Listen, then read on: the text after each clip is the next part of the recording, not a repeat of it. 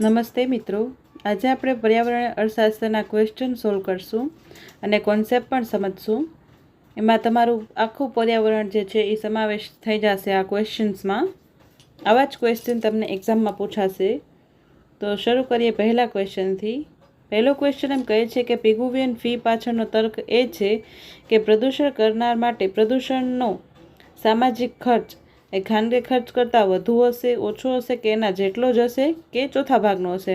તો પ્રદૂષણ કરનાર માટેનો પ્રદૂષણનો સામાજિક ખર્ચ એ ખાનગી ખર્ચ કરતાં વધુ હશે. અહીં એ ઓપ્શન સાચો જવાબ છે. તો કેવી રીતે? સૌથી પહેલાં તો પિગુવિયન ફી એટલે શું આપણે જોઈએ તો પિગુવિયન ફી અથવા તો પિગુવિયન કર એ અર્થશાસ્ત્રી આર્થર સી પિગુ દ્વારા સૂચવવામાં આવેલો એક ઉપાય છે જેનો ઉદ્દેશ્ય નકારાત્મક બાહ્યતા એટલે કે નેગેટિવ એક્સટર્નાલિટી એને દૂર કરવાનો છે. બરાબર. હવે એક્સટર્નાલિટી એટલે શું? એક્સટર્નાલિટી એટલે કોઈ એક થર્ડ પાર્ટી છે એ એમાં કોન્ટ્રાક્ટમાં જોડાયેલી પણ નથી તો પણ એને નુકસાન અથવા તો ફાયદો થાય તો એ એના માટે એક્સટર્નાલિટી કહેવાય. એટલે કે કોઈ ફેક્ટરી છે એમાંથી ધુવાણાથી જે આસપાસના ગામવાળા લોકો જે છે એને એના સ્વાસ્થ્ય ઉપર જે હાનિકારક નુકસાન થાય છે એના લીધે એને કોસ્ટ ચૂકવવો પડે છે. કોસ્ટ ચૂકવવો પડશે તો એ જે છે એ નેગેટિવ એક્સટર્નાલિટી એટલે નકારાત્મક બાહ્યતા કહેવાશે. અને જો કોઈ ઇન્ડસ્ટ્રી છે એ એજ્યુકેશન એના એમ્પ્લોયને એજ્યુકેશન આપશે અથવા તો કોઈ ટ્રેનિંગ પૂરી પાડશે એના લીધે એમ્પ્લોય જે છે એને આગળ જતાં બીજી કંપનીમાં કામ કરવા માટે પણ એને ફાયદાકારક થશે એ ટ્રેનિંગ. તો એ એના માટે પોઝિટિવ એક્સટર્નાલિટી એટલે હકારાત્મક બાહ્યતા કહેવાશે. આવી રીતના એક્સટર્નાલિટીના બે પ્રકાર છે, પોઝિટિવ એક્સટર્નાલિટી અને નેગેટિવ એક્સટર્નાલિટી. હવે આપણે જોઈએ ખાનગી ખર્ચ એટલે શું. તો આ એક ખર્ચ છે જે પ્રદૂષણ કરતા, જેમ કે એક ફેક્ટરી છે એ પ્રદૂષણ પેદા કરવા માટેનો સીધો ખર્ચ ભોગવે છે. જેમાં પ્રદૂષણ કરતા એટલે કે ફેક્ટરીનો જે ખર્ચ છે એ ખાનગી ખર્ચ, જેમ કે કાચો માલ, મજૂરી, મૂડી અને પ્રદૂષણ નિયંત્રણ પરનો કોઈ પણ એક આંતરિક ખર્ચ એમાં સામેલ છે.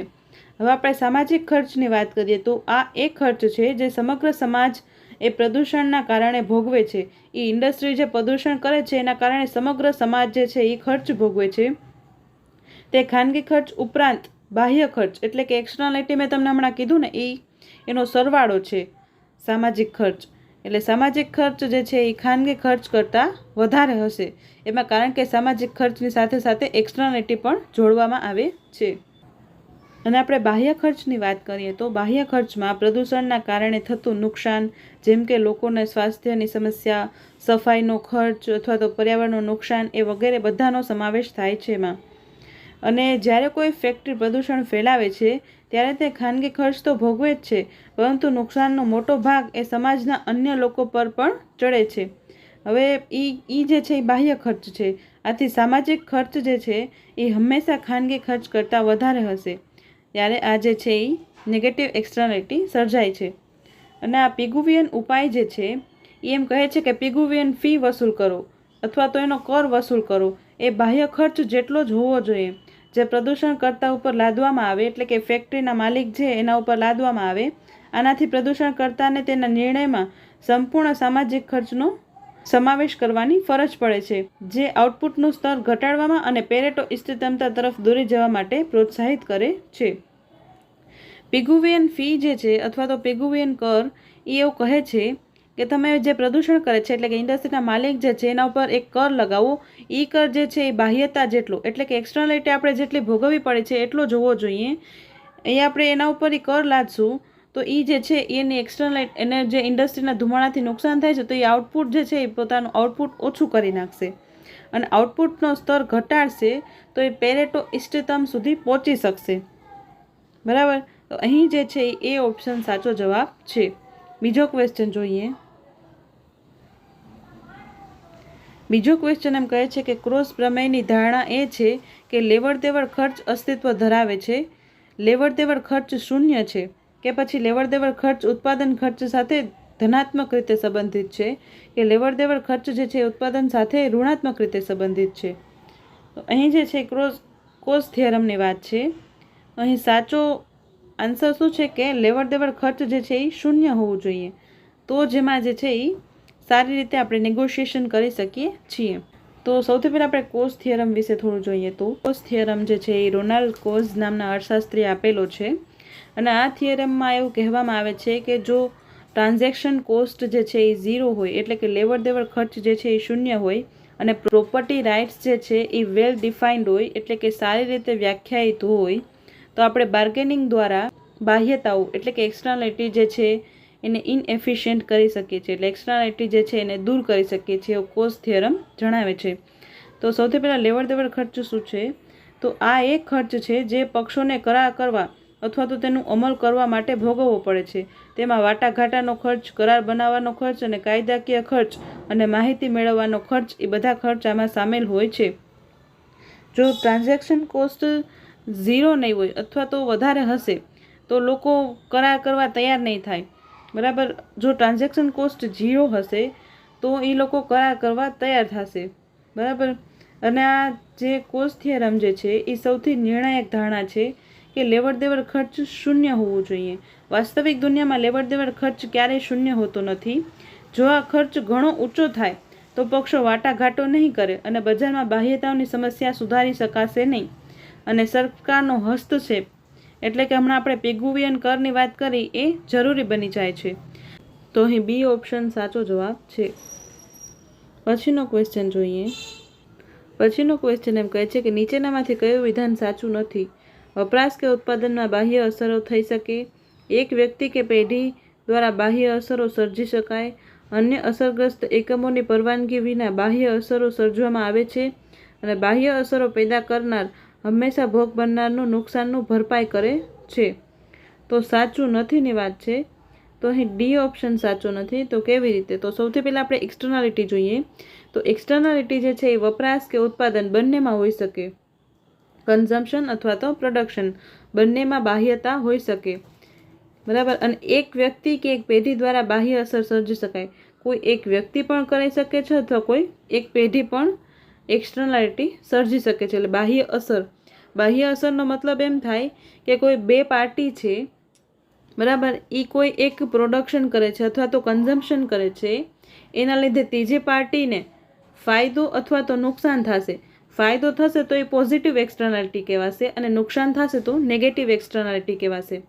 તો એ જે છે એ બાહ્ય અસર એક્સટર્નાલિટી એ એક વ્યક્તિ દ્વારા પણ સર્જાઈ શકે અથવા તો પેઢી દ્વારા પણ સર્જાઈ શકે. અને એ વપરાશમાં પણ હોઈ શકે અથવા તો ઉત્પાદનમાં પણ હોઈ શકે.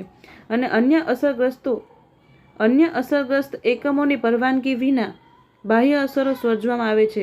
એટલે આપણે કોઈની પરવાનગી નથી લેતા કે અમે એક્સટર્નાલિટી ક્રિએટ કરીએ કે નહીં, અમે પ્રદૂષણ કરીએ કે નહીં, અમે જે છે એ એજ્યુકેશન અથવા તો ટ્રેનિંગ આપીએ કે નહીં. ટ્રેનિંગ જે એ પોઝિટિવ એક્સટર્નાલિટી છે, પ્રદૂષણ છે એ નેગેટિવ એક્સટર્નાલિટી છે. તો આપણે કોઈની પરવાનગી નથી લેતા કે અમે આ અસરો સર્જીએ. કોઈ અસરગ્રસ્તની પરવાનગી વગર જ આપણે એક્સટર્નાલિટી સર્જી છીએ. તો સી ઓપ્શન એ સાચો છે. અને ડી ઓપ્શન એમ કહે છે કે આ એક્સટર્નાલિટી જે પેદા કરે છે, બરાબર, એ જે છે એ હંમેશા ભોગ બનનારને નુકસાનની ભરપાઈ કરે છે. હવે પ્રદૂષણ કરતી ફેક્ટરી છે એ હંમેશા તો જે ગામના લોકોનું સ્વાસ્થ્ય ખરાબ થયું એને ભરપાઈ તો નહીં કરે, કોક વાર નહીં પણ કરે. બરાબર ને. અને બીજી ઘણી એવી અસર હશે જેમાં પ્રોપર્ટી રાઇટ્સ વેલ ડિફાઇન નહીં હોય, અથવા તો એ પ્રદૂષણ અથવા તો એ અસર ક્યાંથી આવે છે એ પણ આપણે ખબર નહીં હોય, તો પણ આપણે એ નુકસાનનો ભોગ બનતા હશું. ત્યારે હર વખતે એની ભરપાઈ થતી નથી. તો બાહ્ય અસરો પેદા કરનાર હંમેશા ભોગ બનનારનું નુકસાનનું ભરપાઈ નથી કરતા. અહીંયા એમ કહે છે કે નુકસાનનું ભરપાઈ કરે છે. તો અહીં ડી ઓપ્શન જે છે એ સાચો જવાબ છે. પછીનો ક્વેશ્ચન જોઈએ. તો પછીનો ક્વેશ્ચન એમ કહે છે કે ટકાઉ વિકાસ અંગે ત્રીજી યુએન પરિષદ એ ક્યારે યોજાઈ હતી? તો યુએનની 3 પરિષદ હતી. તો ફર્સ્ટ પરિષદ જે છે એ 1992માં રિયો ડી જાનેરોમાં યોજાયેલી હતી. એને રિયો સમિટ કહેવાતી હતી, એને રિયો સમિટ કહે છે. બીજી સમિટ છે એ 2002માં યોજાયેલી હતી, એને રિયો +10 કહે છે. અહીંયા 1992 પછી 10 વર્ષ પછી એક સમિટ હતી એ યોજાઈ હતી, એટલે એને રિયો +10 કહેવાય છે. અને 2002 પછી 2012માં ત્રીજી સમિટ એને રિયો +20 પણ કહેવામાં આવે છે. તો આ 2012માં જે છે એ ત્રીજી યુએનની પરિષદ યોજાયેલી હતી ટકાઉ વિકાસ એટલે સસ્ટેનેબલ ડેવલપમેન્ટ માટે. તો અહીં સી ઓપ્શન સાચો જવાબ છે કે 2012માં એ ત્રીજી પરિષદ યોજાયેલી હતી. પહેલી પરિષદ રિયો ડી જેનેરોમાં, બીજી પરિષદ જોન્સનબર્ગમાં અને ત્રીજી પરિષદ પાછી રિયો ડી જેનેરોમાં યોજાયેલી હતી. તો અહીં સી ઓપ્શન સાચો જવાબ છે. હવે પછીનો ક્વેશ્ચન જોઈએ. પછીનો ક્વેશ્ચન એમ કહે છે કે ધન અંકુશો અને નિવારક અંકુશો વસ્તી અંગેના કયા સિદ્ધાંત સાથે સંબંધિત છે? માલ્થુસિયન સિદ્ધાંત, ઇષ્ટમ વસ્તી સિદ્ધાંત, વસ્તીશાસ્ત્રીય સંક્રમણ કે વસ્તીશાસ્ત્રીય લાભાંશનો સિદ્ધાંત? તો આ જે છે એ માલ્થુસિયન થિયરી સાથે સંબંધિત છે. તો સૌથી પહેલાં આપણે માલ્થુસિયન સિદ્ધાંત વિશે સમજીએ. તો આ શબ્દો જે છે ધન અંકુશો અને નિવારક અંકુશો એ રોબર્ટ માલ્થસના વસ્તીના પ્રખ્યાત સિદ્ધાંત an essay on principle of population 1798માં જે છે એ પોતાના પેપરમાં આપેલું હતું. અને માલ્થસનો સિદ્ધાંત એમ કહે છે કે વસ્તી જે છે એ ભૌમિતિક પ્રગતિ એટલે કે જિયોમેટ્રિક પ્રોગ્રેશનમાં વધે છે. એટલે 2, 4, 8, 16, 32 એવી રીતના વસ્તી વધે છે. અને જે આપણી ફૂડ સપ્લાય જે છે એટલે ખોરાકનો પુરવઠો જે છે એ અંકગણિતીય એટલે કે એરિથમેટિક પ્રોગ્રેશનમાં વધે છે. એટલે કે 2, 4, 6, 8, 10 એવી રીતના વધે છે. વસ્તી અને ખોરાકના પુરવઠામાં અસંતુલનને નિયંત્રિત કરવા માટે એ અવરોધો તરફ દોરી જાય છે માલ્થસે જે છે એ નિવારક અંકુશો અને ધન અંકુશો એટલે કે પોઝિટિવ ચેક અને પ્રિવેન્ટિવ ચેક. તો પ્રિવેન્ટિવ ચેક્સની વાત કરીએ તો એવા નિયંત્રણો છે જે વ્યક્તિ જાણી જોઈને એ જે છે એ અપનાવી શકે છે અને વસ્તી જે છે એ રોકવામાં મદદરૂપ થઈ શકે છે. જેમ કે આપણે નૈતિક સંયમ અપનાવીએ એટલે કે બ્રહ્મચર્યનું પાલન કરીએ. આ માનવ ઈચ્છા દ્વારા નિયંત્રિત છે. અને આપણે ધન અંકુશોની વાત કરીએ એટલે કે હકારાત્મક અવરોધોની વાત કરીએ તો આ એ નિયંત્રણો છે જે વસ્તીને બળજબરીથી ઘટાડે છે. ધન અંકુશો જે છે એટલે કે પોઝિટિવ ચેક એ બળજબરીથી વસ્તી ઘટાડે છે. કેવી રીતે? તો કુદરતી આફતો છે, ગરીબી, દુકાળ, રોગચાળો અથવા તો યુદ્ધ દ્વારા જે છે એ મૃત્યુદરમાં વધારો થાય છે અને વસ્તી જે છે એ ઓછી થઈ જાય છે. અહીં જે છે એ ઓપ્શન સાચો જવાબ છે. પછીનો ક્વેશ્ચન જોઈએ. વસ્તીના પ્રજનન દરો સાથે સંબંધિત ન હોય એવા ખ્યાલ ઓળખો. TFR, GRR, CDR અથવા તો CBR. તો સૌથી પહેલાં આના તમને ફૂલ ફોર્મ ખબર હોવી જોઈએ કે આ કયા કયા રેટ્સ છે. તો TFR એટલે total fertility rate, gross reproduction rate, crude death rate અને ક્રૂડ બર્થ રેટ. તો ફર્ટિલિટી રેટ જે છે એ તો ફર્ટિલિટી સાથે સંબંધિત છે. ગ્રોસ રિપ્રોડક્શન રેટ કુલ પ્રજનન ગુણોત્તર એ પણ ફર્ટિલિટી સાથે સંબંધિત છે. અને ક્રૂડ બર્થ રેટ જે છે, બર્થ એટલે જન્મ જે છે એ પણ ફર્ટિલિટી સાથે સંબંધિત છે. તો ડેથ રેટ જે છે એ ફર્ટિલિટી સાથે સંબંધિત નથી. તો અહીં સી ઓપ્શન જે છે એ સાચો જવાબ છે. તો સૌથી પહેલાં આપણે જોઈએ ટોટલ ફર્ટિલિટી શું છે. તો એ કુલ પ્રજનન દર છે કે એક સ્ત્રી તેના પ્રજનન કાળ દરમિયાન જીવિત રહે તો તેને સરેરાશ કેટલા બાળકો થશે એનો અંદાજ જે છે એ ટોટલ ફર્ટિલિટી રેટ કહેવાય છે. પછી બીજો ઓપ્શન એમ છે કે GRR એટલે કે ગ્રોસ રિપ્રોડક્શન રેટ એટલે કે કુલ પ્રજનન ગુણોત્તર એ ટોટલ ફર્ટિલિટી જેવો જ છે પરંતુ માત્ર જીવિત દીકરીઓની સંખ્યા જ માપે છે. ગ્રોસ રિપ્રોડક્શન રેટ જે છે એ દીકરીઓની સંખ્યા માપે છે, જ્યારે ટોટલ ફર્ટિલિટી રેટ જે છે એમાં દીકરા અને દીકરી બંનેનો સમાવેશ થાય છે. અને આપણે CDRની વાત કરીએ તો ક્રૂડ ડેથ રેટ એ પ્રતિ 1000 વ્યક્તિએ 1 વર્ષમાં મૃત્યુ થતા લોકોની સંખ્યા માપે છે. આ મૃત્યુને માપે છે, પ્રજનન એટલે કે જન્મ દરને નથી માપતા, એટલે એ સંબંધિત નથી. પછી આપણે CBRની વાત કરીએ તો ક્રૂડ બર્થ રેટ એ જે છે પ્રતિ 1000 વ્યક્તિએ 1 વર્ષમાં જન્મતા બાળકોની સંખ્યા માપે છે. આથી CBR એટલે કે ક્રૂડ બર્થ રેટ જે છે એ પણ ફર્ટિલિટી સાથે એટલે કે પ્રજનન દર સાથે સંબંધિત છે. તો એ પણ સાચું છે. એટલે અહીં A, B અને C જે છે એ પ્રજનન સાથે સંકળાયેલા છે, પણ સી ઓપ્શન એના સાથે સંકળાયેલું નથી. અહીં સી ઓપ્શન સાચો જવાબ છે. હવે પછીનો ક્વેશ્ચન જોઈએ. ભારતમાં સૌથી વિશાળ વય સમૂહ 5 થી 9 વર્ષ, 10 થી 14 વર્ષ, 15 થી 19 વર્ષ કે 20 થી 24 વર્ષ છે. તો સૌથી વધારે વય સમૂહ એ 10 થી 14 વર્ષનો છે. એટલે અહીં બી ઓપ્શન સાચો જવાબ છે. ભારતમાં 2011ની વસ્તી ગણતરી અને ત્યાર પછીના અંદાજોના આધારે સૌથી મોટો વય જૂથ એ યુવા વયના લોકોનું હતું, જે 10 થી 14 વર્ષની આયુના લોકોનું હતું. અને 10 થી 14 વર્ષનો સમૂહ જે છે એ ભારતની વસ્તીના કુલ લગભગ 10.4% હતો. આ સમૂહ જે છે એ ભારતના ડેમોગ્રાફિક ડિવિડન્ડની શરૂઆતનું પ્રતિબિંબ છે. ડેમોગ્રાફિક ડિવિડન્ડ એટલે શું? યુવાન વસ્તી, બરાબર, એનું શરૂઆતનું પ્રતિબિંબ છે. 10 થી 14 વર્ષના લોકો જે છે એ ડેમોગ્રાફિક ડિવિડન્ડનું પ્રતિબિંબ છે, જેમાં યુવાન વસ્તીઓનો મોટો હિસ્સો ઉત્પાદકતા વધારવા માટે ઉપલબ્ધ છે. અને ભારત પણ અત્યારે ડેમોગ્રાફિક ડિવિડન્ડ ધરાવતો દેશ છે. અહીં બી ઓપ્શન સાચો જવાબ છે. પછીનો ક્વેશ્ચન એમ કહે છે કે ઉત્તરજીવિતા વિશ્લેષણમાં વિશાળ નિર્દેશ આંકડાના વિશ્લેષણ માટે કઈ પદ્ધતિ પસંદ કરવામાં આવે છે? જીવન કોષ્ટક પદ્ધતિ, કાપલાન-મેઈ પ્રોડક્ટ લિમિટ પદ્ધતિ, પ્રક્ષેપ અથવા તો સુરેખ નિયત સંબંધિત. તો અહીં લાર્જ સેમ્પલ સર્વાઈવલ માટેની મેથડની વાત છે. તો એમાં પ્રક્ષેપ એટલે ઇન્ટરપોલેશન તો નથી આવતું અને સુરેખ નિયત સંબંધ પણ નથી આવતું, પણ આ બે પદ્ધતિનો ઉપયોગ કરવામાં આવે છે. સૌથી પહેલાં આપણે જીવન કોષ્ટક પદ્ધતિ એટલે શું જોઈએ. તો આ પદ્ધતિનો ઉપયોગ જે છે એ પરંપરાગત રીતે મોટા પાયાના વસ્તી વિષયક ડેટા, જેમ કે રાષ્ટ્રીય વસ્તી ગણતરી અથવા તો ક્લિનિકલ ટ્રાયલ્સના મોટા નમૂનાઓ માટે જીવન કોષ્ટક પદ્ધતિનો ઉપયોગ કરવામાં આવે છે. આમાં સમયને અંતરાલોમાં વિભાજિત કરવામાં આવે છે. દાખલા તરીકે 5 વર્ષના અંતરાલોમાં, અને દરેક અંતરાલ માટે ટકાઉ દર અને મૃત્યુ દરની વસ્તીની ગણતરી કરવામાં આવે છે. અને મોટા નમૂનાના ડેટા માટે આ પદ્ધતિ ગણતરીમાં સરળ અને અસરકારક સાબિત થાય છે. અહીં જે છે એ ઓપ્શન સાચો જવાબ છે કે જીવન કોષ્ટક પદ્ધતિ જે છે એ વિશાળ નિદર્શન આંકડાના વિશ્લેષણમાં ઉપયોગમાં લેવામાં આવે છે. હવે આ બીજી પદ્ધતિની વાત કરીએ, કાપલાન-મેયર પ્રોડક્ટ લિમિટ પદ્ધતિ. તો એ જે છે આ પદ્ધતિ પણ ટકાઉ વિશ્લેષણમાં વપરાય છે, પરંતુ તે સમયને સતત માપે છે. એટલે કે જ્યારે કોઈ ઘટના બને ત્યારે નવો સમય અંતરાલ શરૂ થાય છે.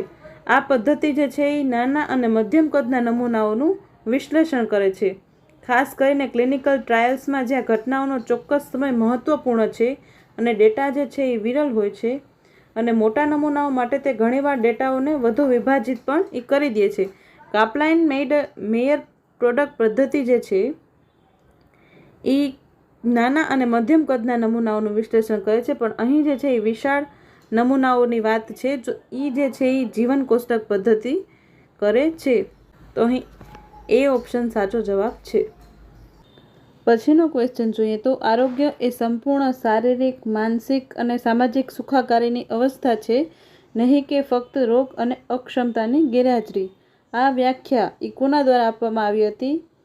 ICMR, UNESCO, UNDP કે WHO? તો આ વ્યાખ્યા જે છે એ WHO એટલે કે વર્લ્ડ હેલ્થ ઓર્ગેનાઇઝેશન દ્વારા આપવામાં આવેલી છે. અહીં ડી ઓપ્શન સાચો જવાબ છે.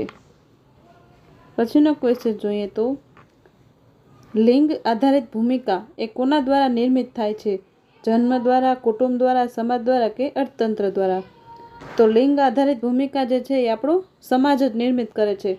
તો અહીં સી ઓપ્શન સાચો જવાબ છે. પછીનો ક્વેશ્ચન જોઈએ તો પછીના ક્વેશ્ચનમાં એમ કહે છે કે પર્યાવરણીય ગુણવત્તાને એક જાહેર વસ્તુ તરીકે માનવામાં આવે કારણ કે તેનો વપરાશ એ બિનપ્રતિસ્પર્ધી, બિનપ્રતિસ્પર્ધી અને બિનબાકાત બંને, કે બિનપ્રતિસ્પર્ધી અને બિનબાકાતમાંથી એક પણ નહીં. તો જે પર્યાવરણીય ગુડ છે એટલે કે ઇન્વાયરમેન્ટલ ગુડ, એને પબ્લિક ગુડ ગણવામાં આવે છે. પબ્લિક ગુડ એટલે શું? તો એ જે છે એ બિનપ્રતિસ્પર્ધી છે અને એ બિનબાકાત છે. આપણે કોઈને એક્સક્લુડ નથી કરી શકતા અથવા તો તે રાઇવલરિયસ પણ નથી, એટલે પ્રતિસ્પર્ધી પણ નથી કે કોઈ એક વ્યક્તિ એનો ઉપયોગ કરી લેશે તો બીજા વ્યક્તિ માટે એનો ઉપયોગ ઘટી નહીં જાય. આપણે અહીં જાહેર વસ્તુનું એક ઉદાહરણ લઈએ તો જાહેર વસ્તુ એટલે કે હવા, આપણે શ્વાસોશ્વાસમાં જે હવા લઈએ છીએ એ બિનપ્રતિસ્પર્ધી છે, એટલે નોન રાઇવલરિયસ છે. એટલે આપણે હવા લેશું તો એ બીજા માટે ઓછી નહીં થઈ જાય, બરાબર. અને બીજું છે બિનબાકાત, એટલે આપણે જે શ્વાસ લઈએ છીએ તો બીજા પણ શ્વાસ લેશે, આપણે એને મનાઈ નહીં કરી શકીએ, એટલે એ બિનબાકાત, નોન એક્સક્લુડેબલ છે, એટલે આપણે કોઈને એક્સક્લુડ નહીં કરી શકીએ. અને રાઇવલરી પણ છે કે એક એનો ઉપયોગ કરશે એક વ્યક્તિ તો એ બીજા વ્યક્તિ માટેનો ઉપયોગ ઓછો નહીં થઈ જાય, એને નોન રાઇવલરિયસ એટલે કે બિન પ્રતિસ્પર્ધી કહેવાય. તો અહીં જાહેર વસ્તુ જે છે એ બિન પ્રતિસ્પર્ધી અને બિન બાકાત બંને છે, એટલે અહીં સી ઓપ્શન સાચો જવાબ છે. નીચેનામાંથી કઈ પરિસ્થિતિમાં બજારની નિષ્ફળતા બનતી નથી? અહીંયા નથી ઉપર ખાસ ફોકસ રાખવાનું. તો બાહ્ય અસરોની હાજરી એટલે એક્સટર્નાલિટી. જો એક્સટર્નાલિટી હશે તો માર્કેટ ફેલિયર થશે. પછી ઇજારાશાહીની હાજરી એટલે કે મોનોપોલી હશે તો પણ બજારની નિષ્ફળતા થશે. માહિતી અંગેની અસમમિતિઓ એટલે કે એસિમેટ્રિક ઇન્ફોર્મેશન. એસિમેટ્રિક ઇન્ફોર્મેશન એટલે બે પાર્ટીઓ પાસે સરખી ઇન્ફોર્મેશન નહીં હોય ત્યારે પણ બજારની નિષ્ફળતા સર્જાશે. પરંતુ ડી ઓપ્શન એમ કહે છે કે સંપૂર્ણ ઉત્પાદન સાધન ગતિશીલતા, એનાથી બજારની નિષ્ફળતા બનતી નથી. તો અહીં ડી ઓપ્શન સાચો જવાબ છે. પછીનો ક્વેશ્ચન એમ કહે છે કે લેવડ દેવડના ખર્ચ વિનાના સંપૂર્ણ હરીફાઈયુક્ત બજારોમાં મિલકતના હકો માટે વિવિધ જૂથો વચ્ચે ભાવતાલને કારણે એક ઇષ્ટતમ ઉકેલ આવે છે, એને શું કહેવામાં આવે છે? હેક્સર-ઓલિન પ્રમેય, કોસ પ્રમેય, સ્ટોલ્પર-સેમ્યુએલ્સન પ્રમેય કે રિબિન્સ્કી પ્રમેય? તો આ જે છે એ કોસ પ્રમેયની વાત છે કે લેવડ દેવડના ખર્ચ એટલે કે ટ્રાન્ઝેક્શન કોસ્ટ વિના. કોસ થિયરમ જે છે એ રોનાલ્ડ કોઝે 1960માં આપેલો છે. જેમાં એવું કહેવામાં આવ્યું છે કે એ પર્યાવરણીય ગુડ હશે, ઇન્વાયરમેન્ટલ ગુડ, એમાં આપણે પ્રોપર્ટી રાઇટ્સ વેલ ડિફાઇન્ડ હશે તો એ નેગોશિએશન દ્વારા આપણે બે પાર્ટી વચ્ચે કરાર થઈ જશે અને એમાં લેવડ દેવડ કોસ્ટ જે છે એ પણ શૂન્ય હોવો જોઈએ. એના વિના જ સંપૂર્ણ હરીફાઈયુક્ત બજારમાં મિલકતના હકો પ્રોપર્ટી રાઇટ્સ માટે ભાવતાલને કારણે એક ઇષ્ટતમ ઉકેલ આવે છે એવું કોસ થિયરમમાં કીધેલું છે. આ હેક્સર-ઓલિન થિયરમ, સ્ટોલ્પર-સેમ્યુએલ્સન થિયરમ અને રિબિન્સ્કી થિયરમ એ ઇન્ટરનેશનલ અર્થશાસ્ત્રમાં આવેલા થિયરમ છે. બી ઓપ્શન સાચો જવાબ છે. પરસ્પર નિવારક પ્રોજેક્ટના ક્રમ અને પસંદગી માટે નીચેનામાંથી કયો માપદંડ સામાન્ય રીતે સૂચન થતું નથી? અહીંયા નથીનું ખાસ ધ્યાન રાખવાનું.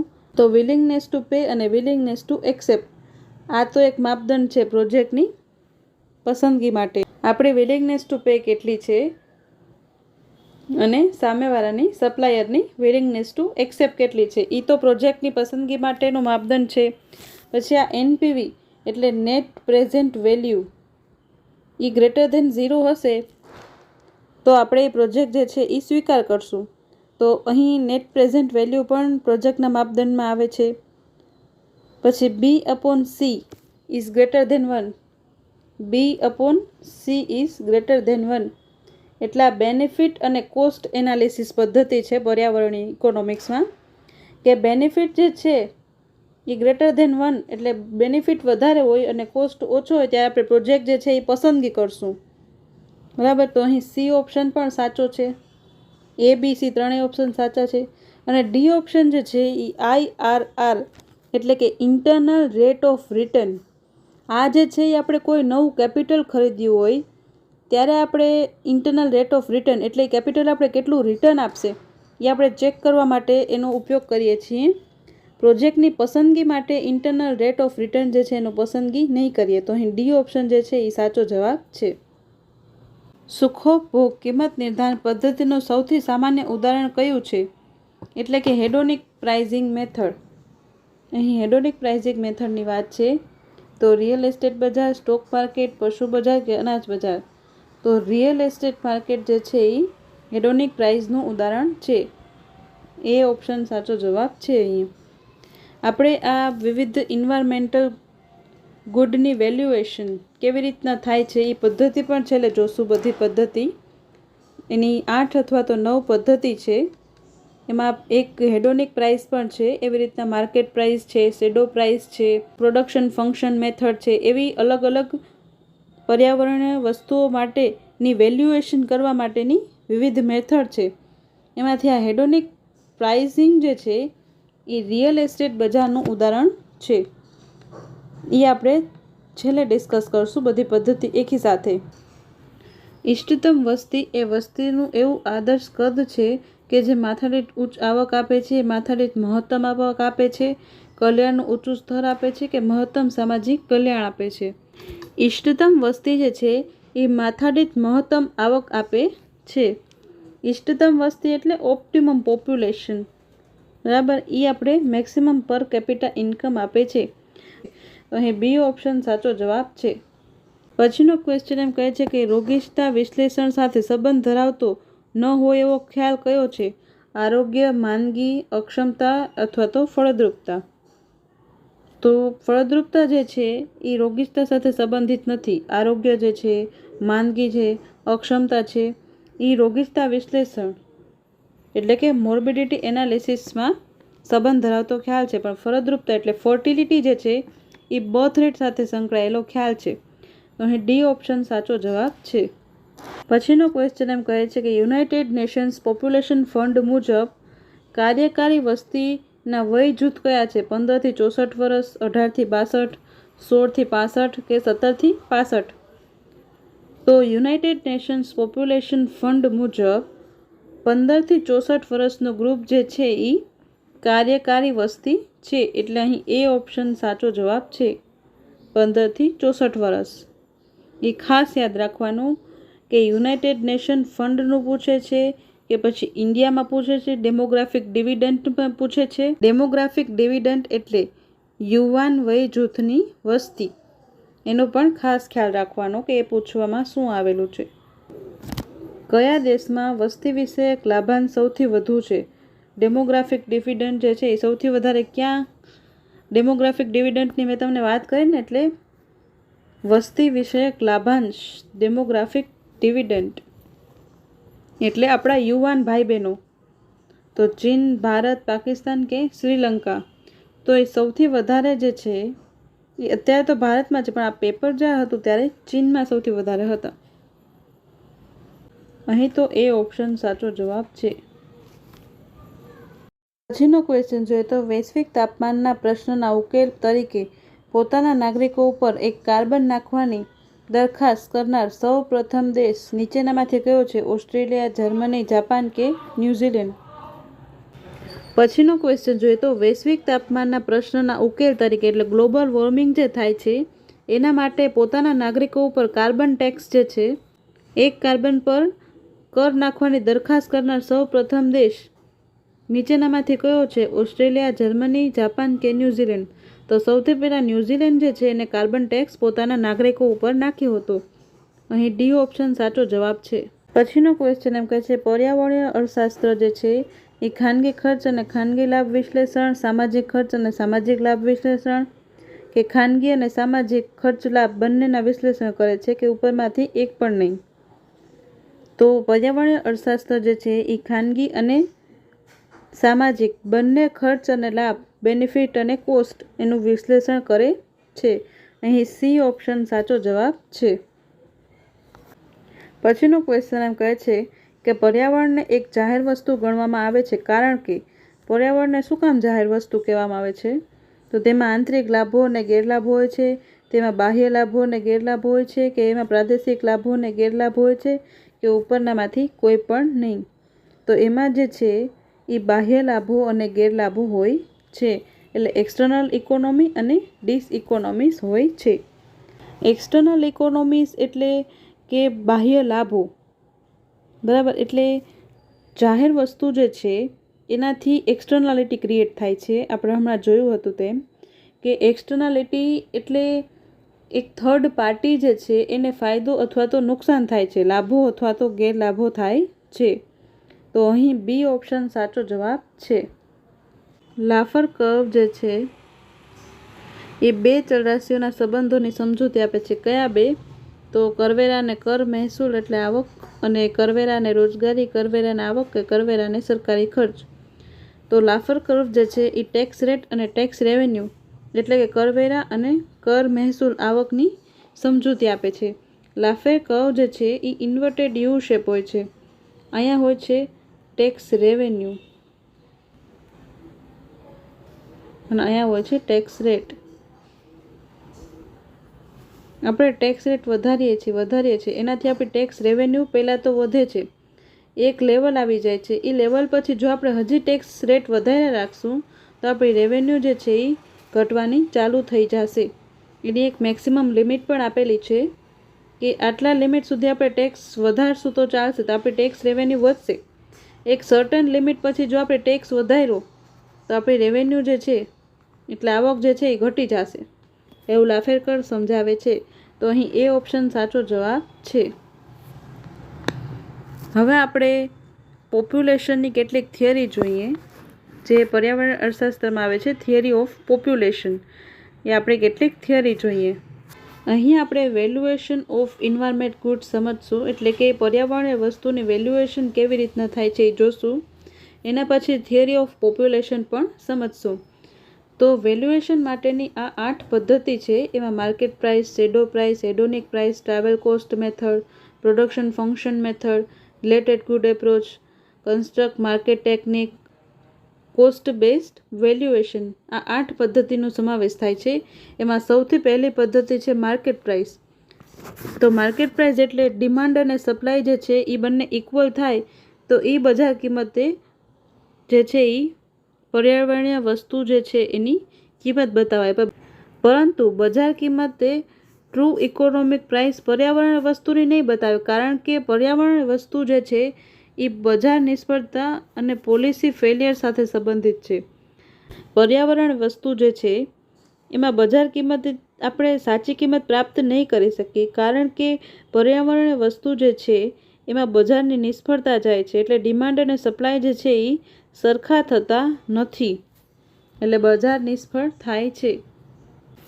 And also in case of unauthorised selling of minerals, heights, animal products may misleads the market price. અને અનઓથોરાઇઝ જે મિનરલ્સની સેલિંગ થતી હોય અથવા તો એનિમલ પ્રોડક્ટ વેચાતા હોય તો એમાં પણ માર્કેટ પ્રાઇસ દ્વારા આપણે પર્યાવરણ વસ્તુની વેલ્યુએશન, સાચી વેલ્યુએશન નથી કરી શકતા પણ પાર્શિયલ વેલ્યુએશન કરી શકાય. પછીનું જે છે એ એના ઉપર જ આધારિત છે કે શેડો પ્રાઇસ. શેડો પ્રાઇસનો ઉપયોગ ક્યાં થશે કે જ્યાં કરેક્ટ ભાવ આપણે ઉપલબ્ધ ના હોય અથવા તો અનનોન હોય, એટલે જાણીતો ના હોય અથવા તો ડિફિકલ્ટ ટુ કેલ્ક્યુલેટ, એટલે આપણે કેલ્ક્યુલેટ કરવામાં મુશ્કેલી પડતી હોય, ત્યાં અહીં શેડો પ્રાઇસનો ઉપયોગ કરવામાં આવે છે. અને આ પદ્ધતિ જે છે એ બાયસનેસ અને વેલ્યુ જજમેન્ટથી પ્રભાવિત થઈ શકે છે કે મારો વેલ્યુ જજમેન્ટ કંઈક અલગ હોય, એટલે બાયસનેસ એટલે પક્ષપાતી પણ હોઈ શકે છે આ શેડો પ્રાઇસ. પછીનું છે હેડોનિક પ્રાઇસ. હેડોનિક પ્રાઇસ એટલે કે હમણાં આપણે એક ક્વેશ્ચન પણ જોયો તો હેડોનિક પ્રાઇસ ઉપર. નોન માર્કેટેડ ગુડ માટે હોય છે હેડોનિક પ્રાઇસ. અને price of good is decompose into price of its components and its attributes. એટલે કે જે વસ્તુની કિંમત જે છે એ વસ્તુના કોમ્પોનન્ટ્સ અને એના એટ્રીબ્યુટ ઉપર આધાર રાખે છે. એટલે જે આપણે આગળ એક્ઝામ્પલથી સમજીએ તો તમને વધારે ક્લિયર થશે. અહીં આપણે હેડોનિક પ્રાઇસનું એક્ઝામ્પલ જોઈએ તો એક છે 2 લાખવાળું ઘર અને એક છે 10 લાખવાળું ઘર. તો 2 લાખવાળું જે ઘર છે સસ્તા કિંમતે મળે છે એ ઘરથી 50 કિલોમીટર દૂર રેલવે છે, 20 કિલોમીટર દૂર હોસ્પિટલ છે અને 15 કિલોમીટર દૂર સ્કૂલ છે. 10 લાખવાળું જે ઘર છે એનાથી 5 કિલોમીટર દૂર રેલવે છે, 2 કિલોમીટર દૂર હોસ્પિટલ છે અને 1 કિલોમીટર દૂર જ સ્કૂલ છે.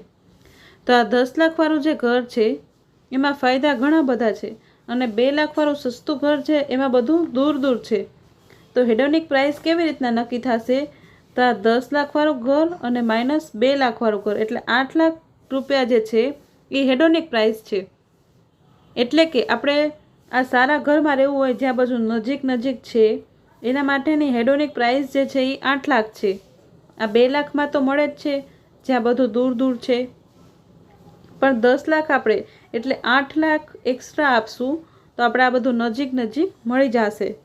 આને કહેવાય હેડોનિક પ્રાઇસ. આ હેડોનિક પ્રાઇસ જે છે એ રિયલ એસ્ટેટમાં વધારે વપરાય છે. એક ક્વેશ્ચનમાં પણ હતું જીસેટના PYQમાં કે હેડોનિક પ્રાઇસ જે છે એ શેનું ઉદાહરણ છે? તો એ જે છે એ રિયલ એસ્ટેટ બજારનું ઉદાહરણ છે. અહીં રિયલ એસ્ટેટ બજારનું ઉદાહરણ લેવામાં આવે છે. હવે એની લિમિટેશન્સ જોઈએ તો હેડોનિક પ્રાઇસમાં લિમિટેશન શું છે કે ઇગ્નોર હાઉસ સાઇઝ, એટલે ઘરની સાઇઝ કેવડી છે એ અહીંયા બતાવવામાં આવેલું નથી, એ ઇગ્નોર કરવામાં આવેલું છે. અને આ મોર સબ્જેક્ટિવ છે, એટલે મારી પસંદગી પણ અલગ હોઈ શકે, બીજા કોઈ વ્યક્તિની પસંદગી અલગ હોઈ શકે, ત્રીજા કોઈ વ્યક્તિની પસંદગી અલગ હોઈ શકે. એટલે આ સબ્જેક્ટિવ વસ્તુ છે. અને હ્યુજ ડેટા રિક્વાયર, આના માટે ઘણો લાંબો ડેટા આપણે જોતો હોય છે. એટલે આ જે પદ્ધતિ છે એની લિમિટેશન્સ છે. પછી ચોથી આપણે મેથડ જોઈએ તો ટ્રાવેલ કોસ્ટ મેથડ. તો આ પદ્ધતિ છે એ ધારણા ઉપર આધારિત છે કે વ્યક્તિ જે છે એ પર્યાવરણીય વસ્તુ અને સેવા માટે કેટલો ખર્ચ કરવા તૈયાર છે, સમય અને નાણાંના રૂપમાં. ટ્રાવેલ કોસ્ટ એટલે કે પર્યાવરણ વસ્તુ જોવા માટે આપણે જ્યારે કે ટ્રીપમાં જઈએ તો પર્યાવરણ વસ્તુ જોવા માટે આપણે આપણો સમય કાઢશું અને આપણો નાણાં જે છે એ પણ કાઢશું. તો એ અહીંયા ટ્રાવેલ કોસ્ટ મેથડમાં ખર્ચ જે છે એ જોવામાં આવે છે ટ્રાવેલ કોસ્ટ મેથડમાં. અને ટ્રાવેલ કોસ્ટ મેથડ જે છે એમાં the value of environmental service is equal to opportunity cost of time spend to travel cost incurred by the consumer avail that service.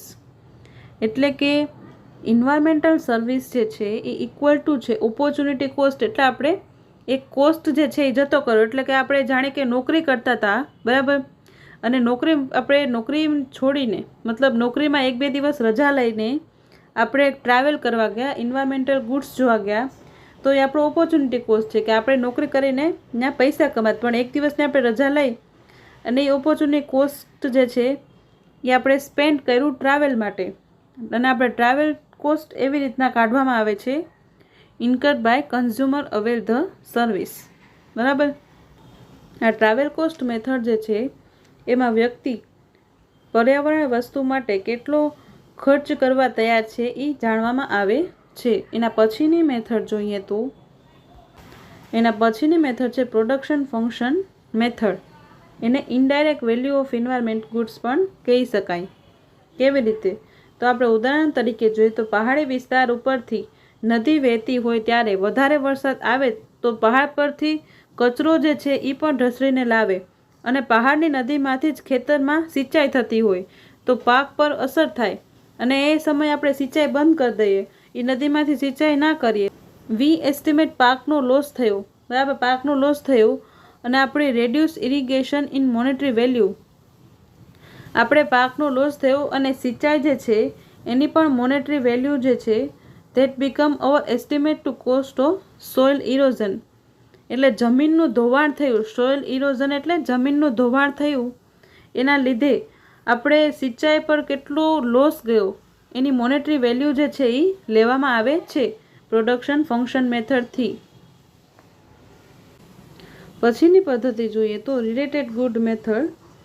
તેના જેવા જ બીજા ગુડથી વેલ્યુએશન થાય એને રિલેટેડ ગુડ મેથડ કહેવાય. તો ઉદાહરણ તરીકે ફ્યુઅલ ગુડ જે છે એ વિલેજર્સ દ્વારા કલેક્ટ કરવામાં આવે, can be proximate by the equal cost of kerosene or coal. એટલે ફ્યુઅલ ગુડની જગ્યાએ જે છે એ કેરોસીન અને કોલનો ઉપયોગ કરે તો એ રિલેટેડ ગુડ વેલ્યુએશન કહેવાય. કે આપણે તેના જેવા જ બીજા ગુડથી વેલ્યુએશન કરી, કે આપણે ફ્યુઅલ ગુડનું વેલ્યુએશન કર્યું કેરોસીન અને કોલના ભાવથી, બરાબર. તો એ રિલેટેડ ગુડ મેથડ છે.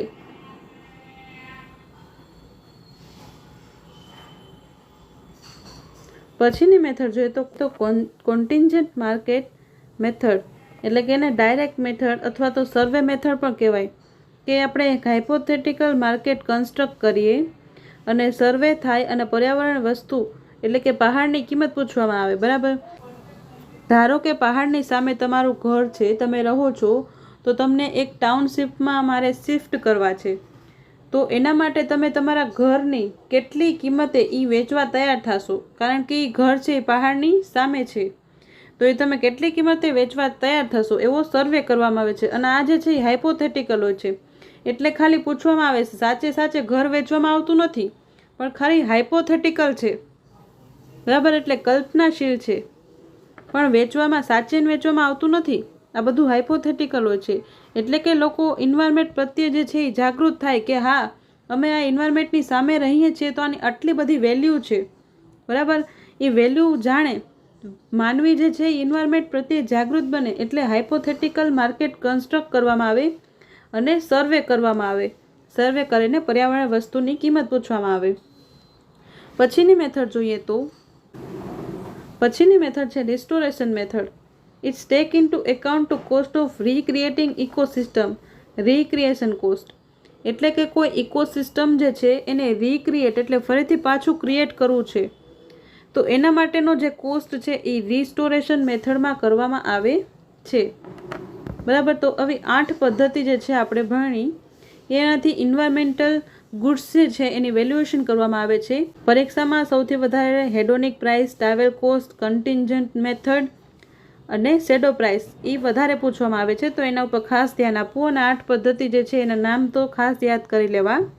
પછી એક કોન્સેપ્ટ આવે છે ઇન્વાયરમેન્ટલ જીડીપી. એટલે ઇન્વાયરમેન્ટલ જીડીપી એટલે GDP plus value of environments goods. Environment GDP જે છે એમાં ટોટલ ઇન્વાયરમેન્ટ વેલ્યુનો સમાવેશ થાય છે. એમાં આપણે ડાયરેક્ટ ઇન્વાયરમેન્ટનો યુઝ કરી એ પણ અને ઇનડાયરેક્ટ ઇન્વાયરમેન્ટનો યુઝ કરી તેનો પણ તેમાં સમાવેશ થાય છે. એમાં ઇન્વાયરમેન્ટલ ગુડ્સને પણ સામેલ કરવામાં આવે જીડીપીમાં. હવે આપણે થિયરી ઓફ પોપ્યુલેશન જોઈએ. તો સૌથી પહેલી થિયરી જે છે એ માલ્થસની થિયરી છે, જે 1798માં એના paper the principal of population as its effect the future improvement society, એમાં તેમણે પોતાની થિયરી આપેલી હતી. એમાં માલ્થસે કહેલું હતું કે પોપ્યુલેશન છે એ જીઓમેટ્રિક એટલે ભૌમિતિક પ્રોગ્રેશનમાં વધે છે. એટલે કે 2, 4, 8, 16 અને 32 એવી રીતના જીઓમેટ્રિક પ્રોગ્રેશનમાં વધે છે. જ્યારે ફૂડ સપ્લાય એટલે કે ખોરાકનો પુરવઠો જે છે એ એરિથમેટિક પ્રોગ્રેશનમાં વધે છે. એટલે માલ્થસનું કહેવું એમ હતું કે પોપ્યુલેશન છે એ વધારે ઝડપથી વધે છે ફૂડ સપ્લાય કરતાં. ફૂડ સપ્લાય જેટલી વધે છે એના કરતાં ડબલ પોપ્યુલેશન વધે છે. માલ્થસિયન થિયરી જે છે એ રિલેશન બતાવે છે પોપ્યુલેશન ગ્રોથ અને ફૂડ સપ્લાય વચ્ચેનો. બીજી થિયરીની વાત કરીએ તો ઓપ્ટિમમ થિયરી ઓફ પોપ્યુલેશન એ 1924માં એડવિન કેનન દ્વારા આપવામાં આવેલી હતી અને એને પોપ્યુલરાઇઝ જે છે એ રોબિન્સન અને ડાલ્ટન દ્વારા કરવામાં આવેલી હતી. હવે રોબિન્સને ઓપ્ટિમમ થિયરીમાં શેની વાત કરીએ તો મેક્સિમમ રિટર્નની વાત કરી હતી. બરાબર, કે optimum population max maximum return possible. ઇષ્ટતમ વસ્તી હશે એ મેક્સિમમ રિટર્ન આપશે. અને કર્લ સુન્દરસ નામના અર્થશાસ્ત્રીએ ઓપ્ટિમમ પોપ્યુલેશન જે છે એ મેક્સિમમ ઇકોનોમિક વેલફેર એટલે સામાજિક કલ્યાણ આપશે એવું કહ્યું.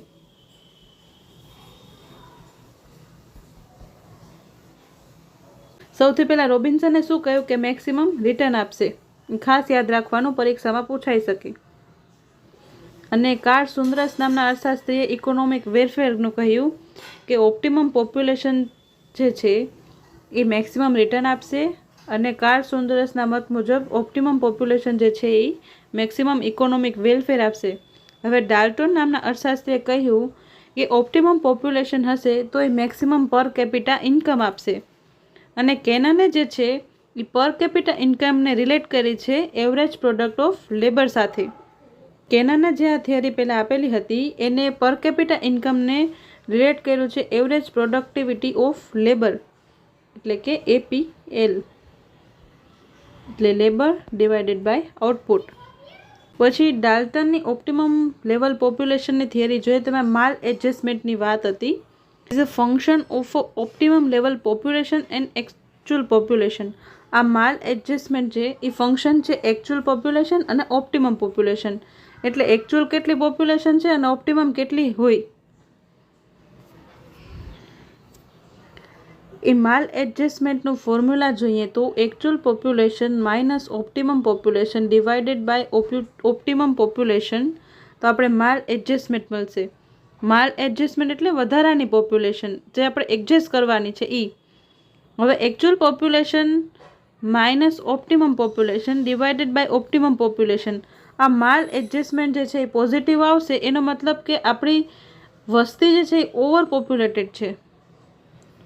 આ માલ એડજસ્ટમેન્ટ છે એમાં નેગેટિવ આંક આવશે તો એ જે છે એ અંડર પોપ્યુલેશન કહેવાશે. અને એ જે છે એ 0 આવશે, માલ એડજસ્ટમેન્ટ 0 એટલે કે એકચ્યુઅલ પોપ્યુલેશન અને ઓપ્ટિમમ પોપ્યુલેશન બંને સરખા હશે તો માલ એડજસ્ટમેન્ટ જે છે એ 0 આવશે તો એ ઓપ્ટિમમ પોપ્યુલેશન કહેવાશે. પછીની થિયરી જોઈએ તો થિયરી ઓફ ડેમોગ્રાફિક ટ્રાન્ઝિશન એ ફ્રાન્ક નોટેસ્ટીન નામના અર્થશાસ્ત્રી 1953માં આપેલી હતી. એમાં ઓરિજિનલ 3 સ્ટેજની વાત હતી, પણ ઇકોનોમિસ્ટે એક વધારે સ્ટેજ એડ કર્યું એમાં. અને IMF જે છે એ 5 સ્ટેજની વાત કરે છે કે થિયરી ઓફ ડેમોગ્રાફિક ટ્રાન્ઝિશનમાં 5 સ્ટેજ છે એવું IMF કહે છે. પણ ઓરિજિનલ જે ફ્રેન્ક નોટેસ્ટીને 1953માં થિયરી આપેલી હતી એમાં 3 સ્ટેજની વાત હતી. પછી ઇકોનોમિક્સ આગળ આવ્યા અને એને એક વધારે સ્ટેજ એડ કર્યું. પહેલું જે સ્ટેજ છે એ પ્રી ટ્રાન્ઝિશન સ્ટેજ છે. એમાં હાઈ બર્થ રેટ અને હાઈ ડેથ રેટ હોય છે. એમાં પોપ્યુલેશન ગ્રોથ જે છે એ સ્લો હોય છે, એટલે કે બર્થ રેટ પણ હાઈ છે એટલે જન્મદર પણ વધારે છે અને મૃત્યુદર પણ વધારે છે, એટલે પોપ્યુલેશનમાં ગ્રોથ જે છે એ સ્લોલી થાય છે. બરાબર. હવે બીજા સ્ટેજની વાત કરીએ તો એ અર્લી ટ્રાન્ઝિશન સ્ટેજ છે. એમાં stable birth rate but high death rate. હવે બર્થ રેટ એટલે જન્મદર તો સ્ટેબલ થઈ ગયા, પણ જે ડેથ રેટ એટલે મૃત્યુદર જે છે એ વધારે વધવા માંડ્યા. હવે બર્થ અગર સ્ટેબલ થઈ ગયા એટલે જન્મદર સ્ટેબલ થઈ ગયા અને મૃત્યુ જે છે એ વધવા લાગ્યા. એનો મતલબ કે આ જે બીજો તબક્કો છે એ વસ્તી સંક્રમણનો તબક્કો એટલે એક્સપ્લોઝિવ સ્ટેજ એને કહી શકાય. હવે આપણે ત્રીજો તબક્કો જોઈએ તો એ લેટ ટ્રાન્ઝિશન તબક્કો. એમાં ફોલિંગ બર્થ રેટ અને ડેથ રેટ, એમાં જે છે એ જન્મદર અને મૃત્યુદર એ બંને જે છે એ ઘટે છે ત્રીજા તબક્કામાં. અને ચોથા તબક્કો જે છે પોસ્ટ ટ્રાન્ઝિશનનો તબક્કો, એમાં falling birth rate tends to equal falling death rate, એટલે જેટલા પ્રમાણમાં જન્મદર ઘટ્યા એટલા જ પ્રમાણમાં મૃત્યુદર પણ ઘટ્યા. એ ચોથો સ્ટેજ છે. તો સૌથી પહેલાં સ્ટેજની વાત કરીએ તો જન્મદર અને મૃત્યુદર બંને વધારે હતા, એટલે પોપ્યુલેશનની ગ્રોથ જે છે એ સ્લો હતી. બીજા સ્ટેજની વાત કરીએ તો અર્લી ટ્રાન્ઝિશન સ્ટેજ. એમાં સ્ટેબલ બર્થ રેટ એટલે જન્મદર જે છે એ સ્ટેબલ હતા, પણ મૃત્યુદર જે છે એ વધતા હતા. એના કારણે પોપ્યુલેશન જે છે એ વધવા માંડી. એક્સપ્લોસિવ એટલે વસ્તી સંક્રમણનો તબક્કો. બીજો તબક્કો આપણે વસ્તી સંક્રમણનો કહીએ છીએ ને, એ આ બીજો તબક્કો. પછી ત્રીજો તબક્કો જે છે એ લેટ ટ્રાન્ઝિશનનો તબક્કો. એમાં બર્થ રેટ અને ડેથ રેટ એ બંને ઘટતા હતા, પણ સેમ રેટથી નહોતા ઘટતા. પણ ચોથા તબક્કાની જ્યારે આપણે વાત કરીએ તો ફોલિંગ ડેથ રેટ અને ફોલિંગ બર્થ રેટ જે છે એ બંને સમાન હતા, ઇક્વલ હતા. એ ચોથો તબક્કો. હવે આપણે આગળ જોઈએ. અને આ જે તબક્કા આપેલા છે એમાં ઇન્ડિયા જે છે એ બીજા સ્ટેજમાં છે, એટલે વસ્તી સંક્રમણનો તબક્કો ભારતમાં હાલે છે. હવે માર્ક્સની થિયરી જોઈએ. Marx scientific theory of surplus. માર્ક્સની જે થિયરી છે એ દાસ કેપિટલમાં 1876માં એના વોલ્યુમ 1માં ચેપ્ટર નંબર 25માં એને થિયરી આપેલી હતી. અને આ માર્ક્સની થિયરી જે છે એ માલ્થસની થિયરીને રિસ્પોન્સ કરે છે. અને માર્ક્સના મત મુજબ સ્ટારવેશન એટલે કે ભૂખમરો જે છે એ અનાજની ઓછી સપ્લાયથી નહીં પણ આવકની અસમાન વહેંચણીથી થાય છે એવું કહ્યું છે. માલ્થસે આપણે જોયું કે ફૂડ સપ્લાય અને પોપ્યુલેશન ગ્રોથની વાત કરેલી હતી, જ્યારે માર્ક્સ એમ કહે છે કે ફૂડ સપ્લાયને લીધે નહીં પણ આવકની અસમાન વહેંચણી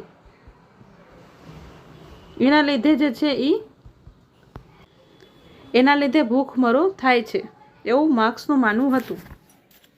પછીની થિયરી જોઈએ તો Thomas double day diet theory. આ જે છે મેચ ધ ફોલોવિંગમાં પૂછાઈ શકાય કે કઈ થિયરી કયા અર્થશાસ્ત્રીએ આપેલી છે, અથવા તો Thomas double day diet theory કોને આપેલી એવું પણ પૂછાઈ શકે. તો એ થોમસ ડબલ ડે નામના અર્થશાસ્ત્રીએ આપેલી હતી. આ થોમસ ડબલ ડે જે છે એ માલ્થસથી ઊંધું કહે છે. એ એમ કહે છે કે પોપ્યુલેશન ઇન્ક્રીઝ જે છે એટલે વસ્તીમાં વૃદ્ધિ થાય છે એ ઓછો વધારો છે. ક્વોન્ટિટી ઓફ ફૂડ સપ્લાય જે છે એ ગ્રેટર એટલે કે એ વધારે છે. ખોરાકનો જથ્થો જે છે એ વધારે છે, ખોરાક વધારે છે અને પોપ્યુલેશન વસ્તી જે છે એ ઓછી છે. એટલે આ માલ્થસથી ઊંધું કહે છે ડબલ ડે. અને એક પ્લેથોરિક સ્ટેટની વાત કરે છે. કેવું? પ્લેથોરિક. આ પ્લેથોરિક સ્ટેટ જે છે એમાં સારી સપ્લાય હોય છે, ગુડ સપ્લાય હોય છે ફૂડની. અને જ્યાં સારી ફૂડ સપ્લાય હશે, ત્યાં ફર્ટિલિટી જે છે એ લો હશે એવું માનવું છે. જ્યાં ડિપ્લેથોરિક સ્ટેટ હશે, બરાબર, ત્યાં ફૂડ સપ્લાય ઓછી હશે. પહેલું હતું પ્લેથોરિક, ત્યાં ફૂડ સપ્લાય વધારે હતી અને ફર્ટિલિટી જે છે એ ઓછી હતી. અને આ ડિપ્લેથોરિક જે છે સ્ટેટ, એમાં જે છે એ ફૂડ સપ્લાયની શોર્ટેજ હશે અને એમાં પ્રોપર ન્યુટ્રિશન નહીં હોય, એના લીધે એ લોકોની ફર્ટિલિટી હાઈ હશે, એવું થોમસ ડબલડેએ પોતાના સિદ્ધાંતમાં જણાવ્યું છે. અને ડબલડે નામના અર્થશાસ્ત્રીએ એવું કહ્યું કે જે લોકો વેજીટેરિયન છે અને ભાત વધારે ખાય છે, રાઈસ વધારે ખાય છે, એની હાઈ ફર્ટિલિટી છે. અને જે નોનવેજ જે છે, નોનવેજ લોકો, એની ફર્ટિલિટી જે છે એ લો છે, એટલે ઓછી ફર્ટિલિટી છે, એવું થોમસ ડબલડેએ કીધેલું છે. હવે આપણે આગળ જોઈએ. CP બેકલર નામના અર્થશાસ્ત્રીએ પણ પોપ્યુલેશનના સ્ટેજીસ આપ્યા હતા કે high stationary, early expansion, late expanding, low stationary અને ડિક્લાઇનિંગ ફેઝ. આવા 5 સ્ટેજીસ જે છે એ આપેલા હતા. આ પણ મેચ ધ ફોલોવિંગમાં પૂછાઈ શકે. UGC નેટની પરીક્ષામાં પૂછાયેલું છે, GSETમાં પણ પૂછાઈ શકે. CB બેકલરની થિયરી, એના સ્ટેજ કેટલા છે એ યાદ રાખી લેવાના અને કયા કયા. એનો અહીં ગ્રાફ પણ આપેલો છે કે હાઈ સ્ટેશનરી સ્ટેટ. તો સૌથી પહેલાં હાઈ સ્ટેશનરી સ્ટેટ હશે, ત્યાં શું હશે? કન્ટ્રી જે છે એ બેકવર્ડ હશે. રૂરલ પોપ્યુલેશન જે છે એ એગ્રીકલ્ચર એક્ટિવિટીમાં જોડાયેલી હશે અને હાઈ ફર્ટિલિટી હશે અને હાઈ ફર્ટિલિટી અને મોર્ટાલિટી હશે. વધારે બાળકો જે છે એ ઇન્સ્યોરન્સ હશે પેરેન્ટ્સ માટે. આ પહેલો તબક્કો છે, આ બીજો તબક્કો, આ ત્રીજો, આ ચોથો અને આ 5મો તબક્કો. પહેલા તબક્કામાં જે છે એ કન્ટ્રી બેકવર્ડ હોય છે. બીજા તબક્કામાં ગ્રોથ જે છે એ સ્ટાર્ટ થાય છે અને હાઈ ફર્ટિલિટી અને મોર્ટેલિટી હોય છે. ત્રીજા તબક્કાની વાત કરીએ, લેટ એક્સપાન્ડિંગ તબક્કો, એમાં ફર્ટિલિટી ડિક્લાઇન કરી જાય છે, એટલે જન્મદર જે છે એ ઘટી જાય છે અને બેટર મેડિકલ સર્વિસ ઉપલબ્ધ હોય છે અને બર્થ રેટ પણ ડિક્લાઇન થાય છે અને ડિમિનિશિંગ પોપ્યુલેશન ગ્રોથ. આ થર્ડ સ્ટેજ છે, એમાં આ બર્થ રેટ જે છે, આ લાઇન જે છે એ બર્થ રેટની છે, એ બર્થ રેટ જે છે એ ઘટે છે, બરાબર, થર્ડ સ્ટેજમાં. બીજા સ્ટેજમાં બર્થ રેટ સ્ટેબલ છે, બરાબર, અને ડેથ રેટ ઘટે છે. ત્રીજા સ્ટેજમાં બર્થ રેટ એટલે કે જન્મદર ઘટે છે અને ડેથ રેટ એટલે મૃત્યુદર પણ ઘટે છે અને પોપ્યુલેશન ગ્રોથ જે છે એ ઓછો થાય છે. સ્ટેજ 4ની વાત કરીએ તો ઇકોનોમિક ગ્રોથ જે છે એ મોમેન્ટમ પ્રાપ્ત કરે છે. પહેલા સ્ટેજમાં શું હતું? કન્ટ્રી બેકવર્ડ હતી. બીજા સ્ટેજમાં ગ્રોથ સ્ટાર્ટ થાય છે. ત્રીજા સ્ટેજમાં ડિક્લાઇનિંગ ફર્ટિલિટી અને બેટર મેડિકલ સર્વિસ જે છે એ ઉપલબ્ધ થાય છે. ફોર્થ સ્ટેજ જે છે એમાં ઇકોનોમિક ગ્રોથ જે છે એ મોમેન્ટમ પ્રાપ્ત કરે છે, ઇન્કમ વધે છે, આઉટપુટ એક્સપાન્ડ કરે છે, એજ્યુકેશન વધે છે, બરાબર, અને વુમન જે છે એ લેટ મેરેજ કરે છે, બરાબર. પછીનો 5મો તબક્કો જે છે એમાં લો મોર્ટાલિટી અને લો ફર્ટિલિટી, એટલે જન્મદર અને મૃત્યુદર બંને ઘટી જાય છે. આ મૃત્યુદર છે અને આ જન્મદર છે, એ બંને જે છે એ 5મા સ્ટેજમાં ઘટી જાય છે. તો આ જે છે એ CB બેકલરની થિયરી છે. આ ગ્રાફ યાદ રાખશો તો તમને યાદ રહી જશે. અને આ સ્ટેજના નામ ખાસ યાદ રાખવાના કે પહેલું કયું સ્ટેજ છે, બીજું કયું છે, ત્રીજું કયું છે અને ચોથું કયું છે. આને આપણે એક ન્યુમોનિક્સથી પણ યાદ રાખી શકીએ કે હેલ્ડ, HELLD, હેલ્ડ એટલે હાઈ, અર્લી, લેટ, લો અને ડિક્લાઇન ફેઝ. પછીની થિયરી જોઈએ. જાઉસ ડે કાસ્ટ્રો નામના અર્થશાસ્ત્રીએ પ્રોટીન કન્ઝમ્પશન થિયરી આપેલી છે કે ગરીબ લોકો પાસે બેલેન્સ ફૂડ નથી હોતું, પ્રોટીનની કમી હોય છે, એટલે તેનું લીવર જે છે એ બરાબર કામ કરતું નથી અને ફિમેલમાં એસ્ટ્રોજનની માત્રા વધી જાય છે અને તેની ફર્ટિલિટી જે છે એ વધી જાય છે આના કારણે. અને ગરીબ લોકોને વધારે બાળકો હોય છે, ગરીબને વધારે બાળકો હોય છે, એવું આ થિયરીનું માનવું છે. આ મેં નથી કહેલું, પણ આ થિયરીમાં આવું લખેલું છે, એટલે મેં જે છે આ તમને લખી દીધું. આમાં છે ને તમે ખાલી થિયરી કોને કઈ થિયરી આપેલી એ તમારે ખાસ યાદ રાખવાનું. પોપ્યુલેશન ડેમોગ્રાફીમાં કઈ કઈ થિયરી કોને આપેલી છે તે વધારે ઇમ્પોર્ટન્ટ છે. થિયરીની અંદરનું જે છે એ બહુ ઓછું પૂછાય, પણ કઈ થિયરી કોને આપેલી એ પૂછાઈ શકે. કે પ્રોટીન કન્ઝમ્પશન થિયરી જે છે એ કોને આપેલી? તો જાઉસ ડે કાસ્ટ્રોએ આપેલી. પછીની થિયરી જોઈએ તો સોશિયલ કેપિલારિટી થિયરી. કેપિલારિટી થિયરીમાં શું કહેવા માંગે છે કે કેપિલારિટી એટલે કે જ્યાં આપણે કોઈ પણ એક સમાજ જે છે એનો કોઈ ક્લાસ જે છે એને ઇન્ટરેસ્ટ વગર આપણે એમાં મૂવમેન્ટ લાવી શકીએ, બરાબર. એટલે એને કોઈ એક પરિસ્થિતિમાંથી ઉબારી શકીએ આપણે કોઈ હિન્ડ્રન્સ વગર, તો એ કેપિલારિટી કહેવાય.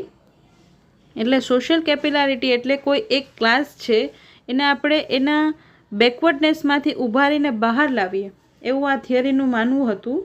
અને આ જે થિયરી જે છે એ ડ્યુમોન્ટ નામના અર્થશાસ્ત્રીએ આપેલી હતી. ડ્યુમોન્ટ નામના અર્થશાસ્ત્રીએ આપેલી હતી. ડ્યુમોન્ટના મતે જેમ તેલ દીવાની વાટમાં ઉપર ચડે છે તેમ એક સભ્ય એ સમાજમાં દરેક વ્યક્તિને સામાજિક સ્તરમાં ઉપર ચડાવવાનો પ્રયત્ન કરે છે. અને એને ડ્યુમોન્ટે શું કીધું હતું? સામાજિક કેશિકાત્વ ગણ્યું હતું. અને સામાજિક ગતિશીલતા માટે ઓછા બાળકો પેદા કરવા માટે એને પ્રેરણા આપી હતી અને પ્રજનન દર ઘટાડવા પર ભાર મૂક્યો હતો. અને આ કારણોસર જ 19મી સદીમાં ફ્રાન્સમાં જે છે એ પ્રજનન દર ઘટી ગયો હતો. આ સિદ્ધાંતની વાત કરીએ તો એમાં મુખ્ય સિદ્ધાંતોમાં 3 બાબતોનું મહત્ત્વ હતું કે સામાજિક ચઢાણની પ્રેરણા એટલે કે પ્રતિષ્ઠા, સંપત્તિ એ જે છે એમાં વધારો કરવા માટે પ્રેરિત કરવા, અને સંતાન અવરોધની વાત હતી. અને ત્રીજું એમ હતું કે પ્રજનન ક્ષમતા ઘટાડો. અને આ સિદ્ધાંત જે છે એમાં જૈવિક અને આર્થિક પરિબળોને બદલે સામાજિક અને મનોવૈજ્ઞાનિક પ્રેરણા ઉપર વધુ ભાર મૂકવામાં આવેલો હતો. આ હતી પોપ્યુલેશનની કેટલીક થિયરી જે પરીક્ષામાં પૂછાઈ શકે. મેચ ધ ફોલોઈંગમાં પૂછી શકે અથવા તો અલગથી પણ પ્રશ્ન આવી શકે. તો આજ માટે આટલું જ. મળીએ નવા વિડીયોમાં. ત્યાં સુધી હેપી લર્નિંગ, કીપ ગ્રોઈંગ અને થેન્ક્સ ફોર વોચિંગ.